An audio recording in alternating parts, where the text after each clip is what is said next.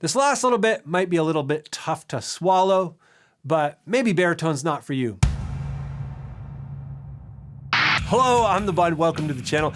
This is Baritone Obsessed. This is a show all about guitars that are a whole bunch longer. We're going a whole bunch lower. There seems to be tons of folks who are struggling to get this whole baritone thing to work. Popular complaints is that the tone is really muddy, that the chords that you used to play or the way that you used to play doesn't translate quite the same, that the guitar feels completely alien and weird, or that the tone sort of sounds like a bass. So let's take a look at each one and what the options are surrounding them and how do we make it all better. Just want to take a second to thank everybody with me over at Patreon and YouTube memberships. These are the people who brought you this episode. The most popular one is getting the new baritone and plugging it into the same rig that you always use, and it sounds terrible. It sounds super muddy, it sounds super dark. You're like, what is going on? My tone usually works so great on regular guitars. Why is it such a failure? It's a muddy tone, this is the most popular one. What can we do to clear it up, to get rid of the mud? And the number one thing is lower gain. And you're like, but Bun, I played brutal death metal. I need all the gain I can get. One of the things about using lower gain is it tightens up the amp. Number two, the tube screamer already has some low frequency cut to it, some low frequency filtering to it. So it already emphasizes the upper mid range, which is where we want to be. We push into the amp, and it's a whole different thing when you push volume into the amp versus turning the amp up at the preamp stage. Very crude examples, but they should be good enough to illustrate the points. So this here is HX Edit. So we've got an amp and some cabs. We've got the compressor turned off. We've got the overdrive turned off. We've got the post EQ turned off. It's just the amp with the gain dimed, and that's it.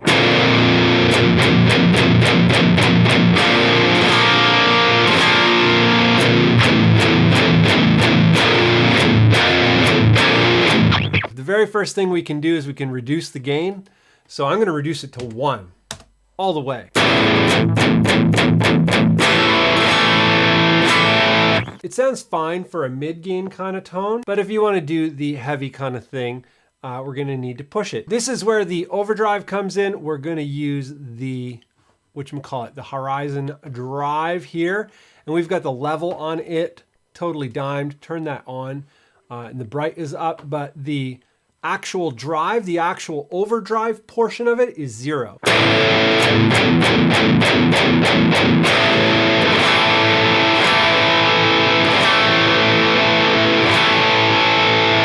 So what we should do is go back and forth. I don't know if you can tell the difference.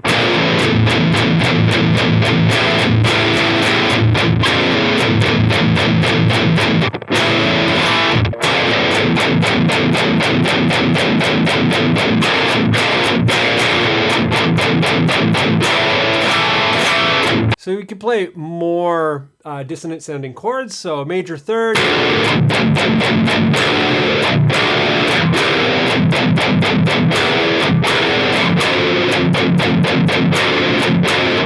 Minor third, it's all good. And this is in G standard, so on the lowest strings, and it's pretty clear. Next thing you can do to tighten up the tone, to clean up the tone, is if you have a modeler or if you do everything in the DAW with plugins. Doesn't really work for an amp. It does work for an amp, but that could be a whole nother episode. Not gonna get into that. Pre-EQ, what is the pre-EQ? So before the amp block, before even the tube screamer, you know, shaping the tone a little bit, getting rid of some of the bottom end, the heavy extended bottom end, all the subs, get rid of that, and maybe even get rid of some of the hairy top end. And then a post EQ to get rid of anything that was added by the amp in terms of harmonics or whatnot, before the cab block or after the cab block. I tend to put it after the cab block. Pre-EQ and a post EQ. Either or both. It's up to you. Post EQ, and we're gonna put a pre-EQ, Control V, the exact same EQ. Looking at the EQ, we have 100 hertz cut, 100 hertz cut. Everything below 100 hertz is cut out. In the high cut, we have a 10K or 10,000 hertz cut. So everything from 10,000 hertz and up is cut out. So what does the pre-EQ sound like?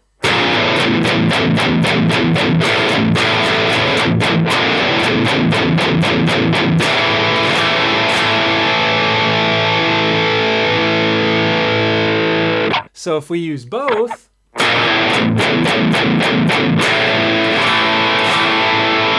a little too lifeless for me.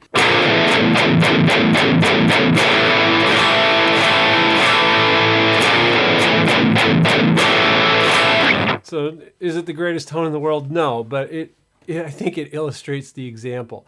The final bit on mud is embrace the mud. My pal, Thomas Powell, he is a wise man, and he once mentioned this was more to do with noise than it was with mud, but the same idea applies. Embrace the mud, embrace the noise.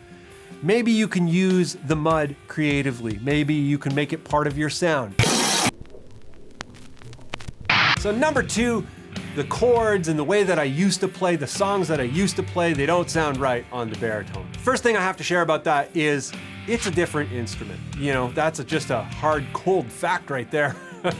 So maybe what you were doing before, it's not the domain of the baritone, but there are things that shine in the baritone realm, and that is single note lines, arpeggios, like arpeggiating chords, not sweeps. You can play sweeps if you want, but that's not what I'm talking about.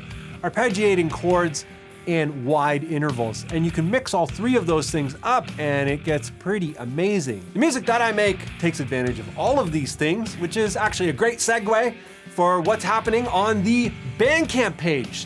The Bun Bandcamp page is the only place where you can find all of the Bun's stuff, even the exclusive tracks, the exclusive demo tracks, the exclusive singles. Everything I do is with baritone guitars. We got Vens, which is in A1.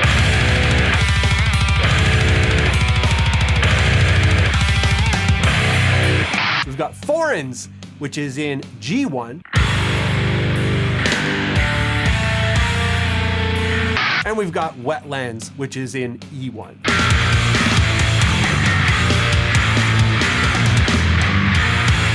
At the moment, you can crush through the entire digital discography of 24 tracks for as low as $15 US. There's a little bit of a special, 35% off if you get the entire discography. Everything that is earned there goes back into doing all of this and making more music. So yeah, it repeats the whole cycle if you're interested in that. Number 3, not like my old guitar. You know, the baritone feels different. It's too much of a reach, or just overall it plays different. This is similar to the last thing we were talking about. It's a different instrument. For those of you with a shorter wingspan, this is a common one. It's a long reach for the baritone. It's a long reach for the 30, going from a 24.75 inch scale Les Paul and down to a 30-inch scale Jazzmaster baritone. It's like a huge change. And some people are like, it's too far of a reach. I'm pretty sure that if you just like embrace the instrument and got into it and were a little more patient with it, that you could find a way to play it that is your way to play it. The next thing in terms of getting closer to your old guitar's feel is getting the tuning scale gauge combination right. And I have a tuning scale gauge index on my website. It's a tool to get the tension, scale, and tuning kind of right. Heavy strings on too short a scale feel really terrible and sound really dull. If we want the most guitar sounding guitar tone possible, we're gonna wanna use the lightest strings possible.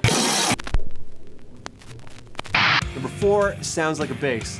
And going back to the heavy strings. The heavy strings are a huge part of the culprit. The lighter strings sound more like a guitar. 80 seems to be the crossover point. As soon as the string goes 80 or over, it starts sounding like a bass. The whole thing with using the lightest strings possible, this is where it really comes in. And using the longest scale possible allows you to use the lightest strings possible. And of course, emphasize all of the other things in the chain of events that are more guitar-like. Using the EQs, using the tube screamer, using the bridge pickup. People get really caught up in this idea of having to preserve the bottom end. They're like, I have this baritone guitar and it has all this bottom end and I have to preserve the bottom end. Actually, no, you can get rid of all of the sub bass. You can cut 100 hertz and lower out completely. This one might be a little bit tough to swallow, but if you're not happy and have tried absolutely everything to get it to work, to try and make it awesome, and you're like, it's not awesome, I hate it, maybe it's not for you. This channel seeks to help people along the journey, to get them going faster, all that kind of stuff. But if it doesn't and nothing's working, maybe it's not for you, and that's okay.